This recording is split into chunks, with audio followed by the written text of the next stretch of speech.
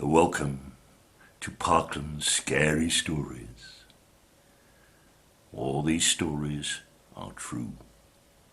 They've either happened to me or to my friends, and my friends have no imagination, so they are true.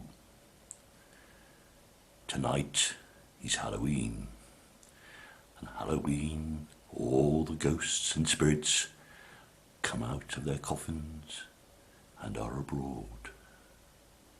Beware, the spirit may be next to you or behind you. So, don't worry.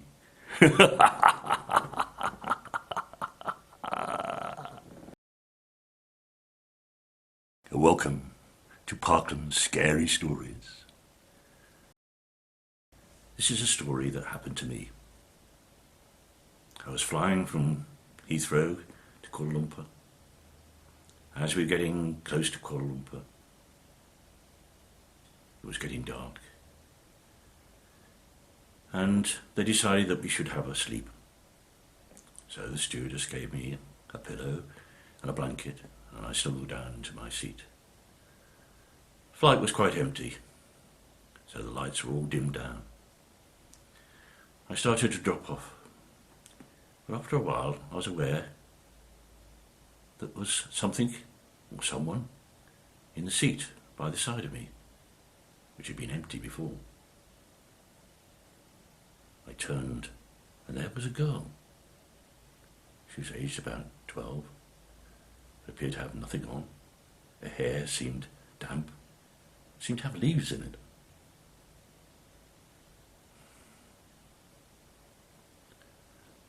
"Are you all right?" I said. "Yes," she said. "You must be cold," so I gave her my blanket, and she snuggled down under the blanket. She then said, "Do you mind if I tell you my story?" I said, "No, I'm not asleep anymore." She said, "I was like you, sitting in an aeroplane like this at one stage, asleep. The next thing I know is there was a loud bang. I was flying through the air. All my clothes were ripped off as I dashed down. Then there was a crash of branches, and eventually I was on the ground. It was damp, and I could smell the wonderful green plants all around me. And then it went dark. When I woke, I couldn't move.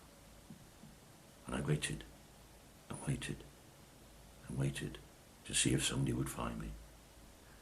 "Oh," I said, that's an awful thing, left like that. But presumably they found you." And she said, "No, not yet.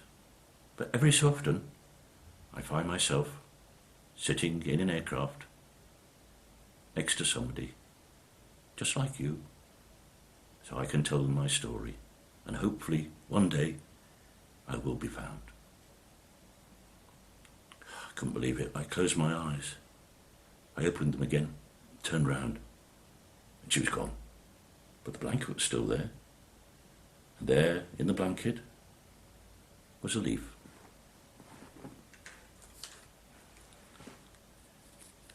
I've kept that leaf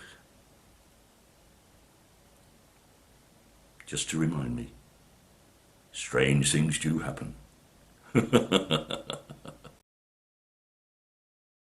Welcome to Parkland's Scary Stories. Have you ever had that feeling that you're being followed? I did. The other day, I came out the house, and I swear there was somebody behind me. I looked round, nobody was there. I walked on a little further. I stopped, turned suddenly, but no, there was nobody there. I felt I could almost feel breath on the back of my neck. I was getting really quite scared, but I could see nothing. I walked past a shop window, and there was nothing behind me. But I could still feel the breath, still knew somebody was there. And he went on all day. Eventually I got home and sat down. And the telephone rang. And unfortunately, it was the death of my best friend. Could that be my best friend telling me, trying to tell me, trying to get in touch? I don't know. But the next day, I went out, and my neighbour Morris said, "Who was that chap following you yesterday? Came into your house with you?" Oh no!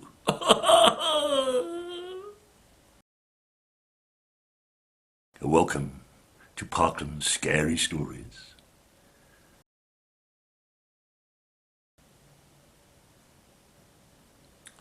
This is a story, true story that happened to me.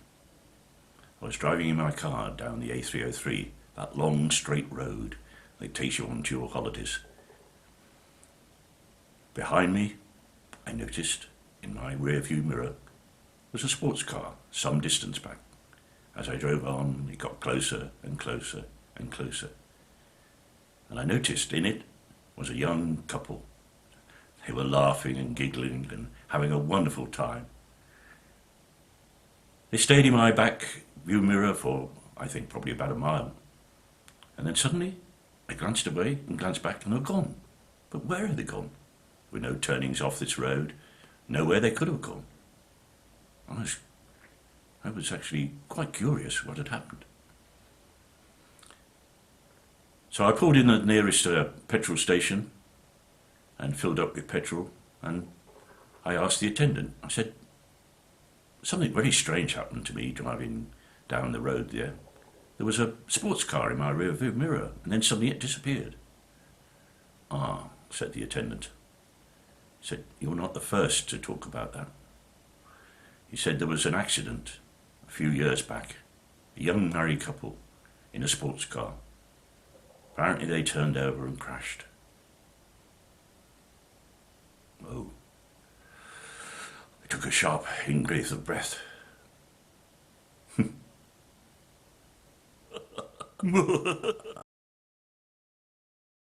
Welcome to Parkland's Scary Stories.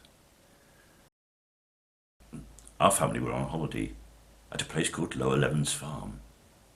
It was an old farm dating back to about 1400. The arrangements of the rooms were very strange.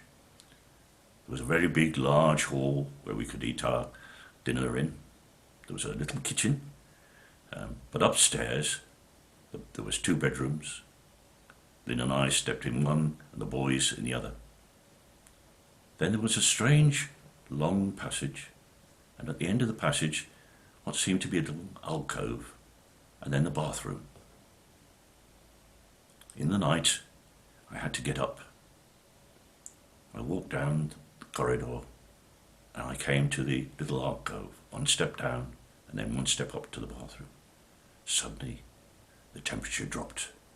It got very cold, and I felt the hairs go up on the back of my neck.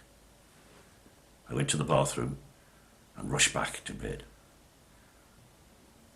In the morning, we were sitting around having breakfast, and my boy said, "Dad," he said, "there's something very strange." I said, "What?"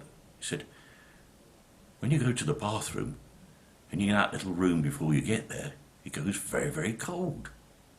And then said, "Yes, I felt the same." Very strange," I said. Anyway, we talked to the farmer who owned the building, and he said, yes, he said, that little alcove just before the bathroom was an old priest hall, and we do get reports sometimes of perhaps people feeling the temperature go down a bit. Oh, I didn't go to the bathroom again, I tell you.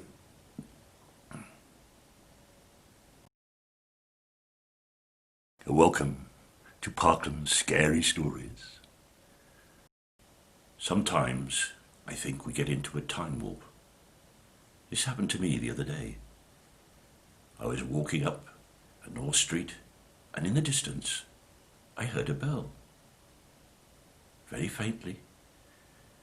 As I walked up towards the cross, I looked down East Street, and there was a figure. It was the town crier, in the distance, ringing his bell. And As he got closer and closer to me, I realised it was me. Ah! I ran away screaming.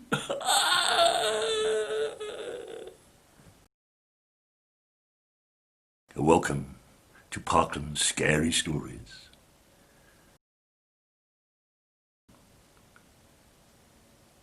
I heard one night my son calling me. He said, "Dad, come, quickly." I said, "What's the matter?"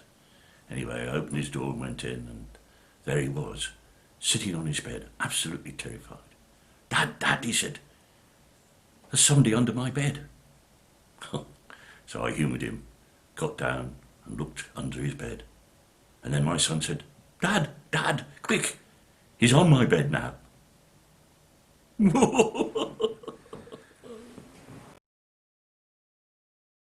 Welcome to Parkland's Scary Stories. I was stopping in an old hotel called the King's Head in Bury St Edmunds. It was a Tuesday, it was evening, and there was nobody around except for me. So I went down to the bar and I ordered a drink. And the barman served me and then disappeared. And I went to sit down. I sat down by the fire, which was crackling away, a lovely big fire. And then I noticed in the corner was an old man, his face wrinkled and lit by the flames. I just nodded at him, and he nodded back at me. He took a sip from his wonderful silver tankard that he had in his hand, and I took a sip from my beer glass. Eventually I finished my glass and went back to the bar. The barman appeared, said, "Would you like another, sir?" I said, "No." I said, "But who is the chap sitting by the fire?" "What chap, sir? There's only you in the pub tonight." "Oh," I said, "that's strange." Anyway, as I was walking out, I noticed one of those sepia photographs on the wall. It was the old man sitting in the fireplace. And underneath was the caption, "Old Joe, 1903. Cheers, Joe.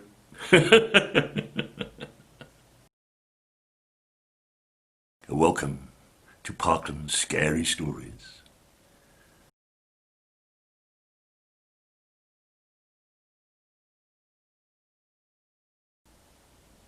This next story is about our doll's house. We have a big doll's house in our house, and it's full of furniture and figures. Many of them came to us, like the little maid here. At night, in the middle of the night when it's dark, sometimes I hear little voices coming from there. Sometimes it's the maid singing.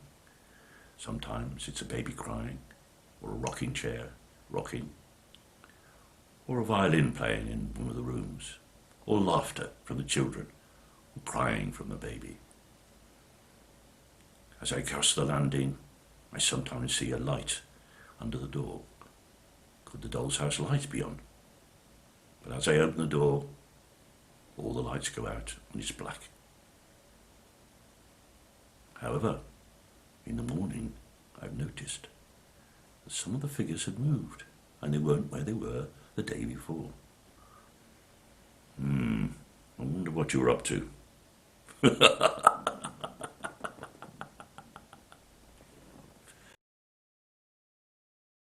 Welcome to Parkland's Scary Stories.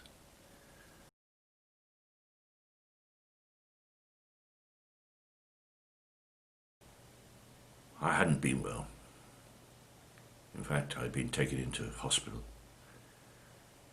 And slowly I was drifting into a deep, deep sleep. When I woke up, was all dark. I couldn't see anything. And then there was a funny sound, like somebody throwing gravel at a window. There it was again, and again, and again. And then I realised I was in one coffin, and I'd been buried alive. Welcome to Parkland's Scary Stories.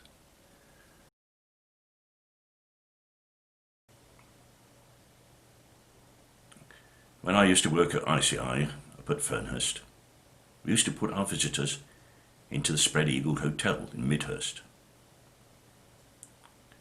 I went and collected one of my friends who was come in from France, and I said, "How was your night? Did you sleep well?"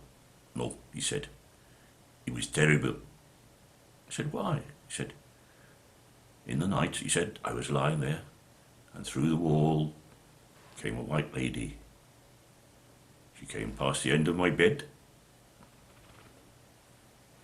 and then passed out through the other wall. I was terrified. I could not sleep at all."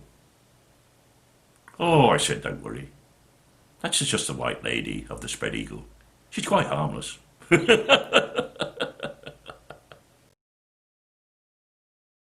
Welcome to Parkland's Scary Stories.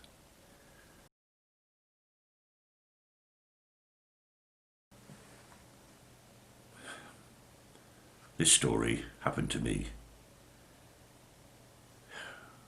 I'm not sure I should tell you. It's so scary that even now, when I think about it, I break in and sweat. It was when I was young, very young, about 8 years old. I was a curious boy, always into anything, experimenting, exploring, finding out how things work. We lived on an estate called Elmton Heath. It was a large council estate, and behind the estate were some fields and a wood. Next to the wood was a small house, a little cottage, and in it lived a little old lady, always dressed in black, called Mrs. Pearson. My mother warned me about Mrs. Pearson. Apparently, a long time ago, a little boy had disappeared in the wood and had been never found. Mrs. Pearson always lived alone, was seldom seen, and when she was seen, she was all in black with a hood on it. I should have listened to my mother, but Clive, Pitt and I were playing in the field, and he dared me. He dared me to go into Mrs. Pearson's house. And me, being curious, decided that I would go.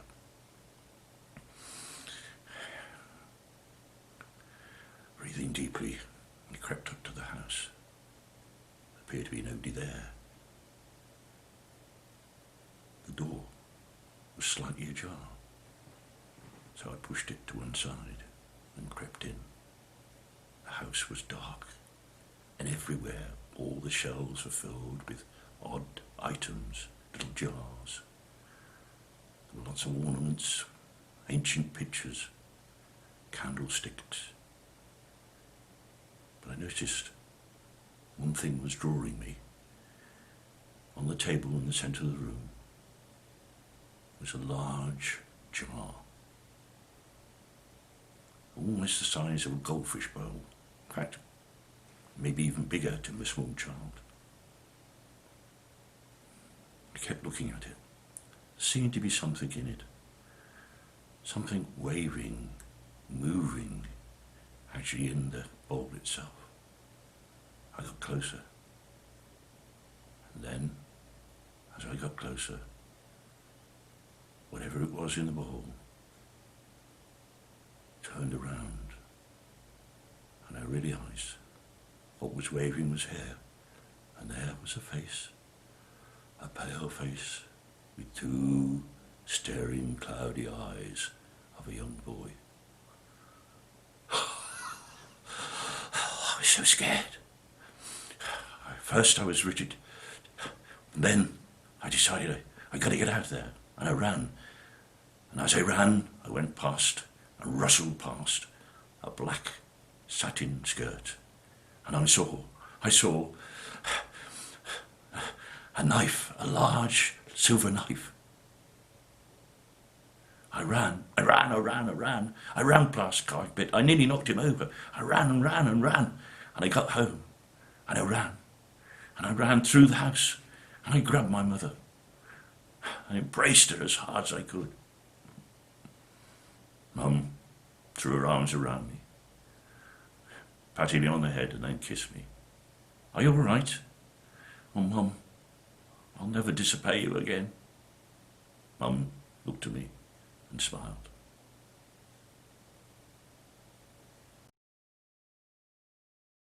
Welcome to Parkland's Scary Stories. It's best never to play with the occult and things that you don't know about. And this is a story about 4 lads. One of them had found a book in an old bookshop. And amongst the pages was a piece of paper which dropped off. On it was a pentagram and several instructions and symbols. He decided that this is obviously very interesting. And so he told his 3 friends, and they got in the car and they drove to the graveyard. And with 4 candles, they drew out a pentagram, sat there and recited the horrible phrases that were on the piece of paper. Nothing happened, and they all laughed and giggled. And then suddenly, in the distance, they heard a crying baby. The crying got louder and louder, and soon they could stand it no longer, and they ran away, screaming, "Ah!" Rushed to the car, shut all the doors.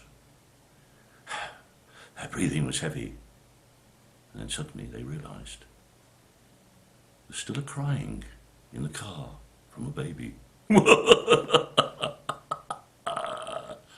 Don't you mess with the occult, whatever you do. Welcome to Parkland's Scary Stories.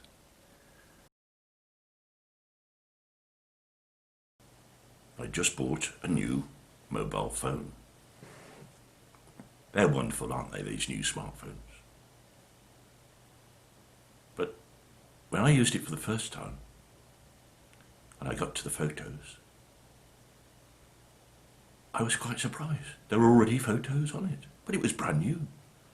And when I looked at the photographs, I realised that there were 2 of them. One of them was a picture taken from above of me lying fast asleep in bed, and the other one of a part face. Ooh.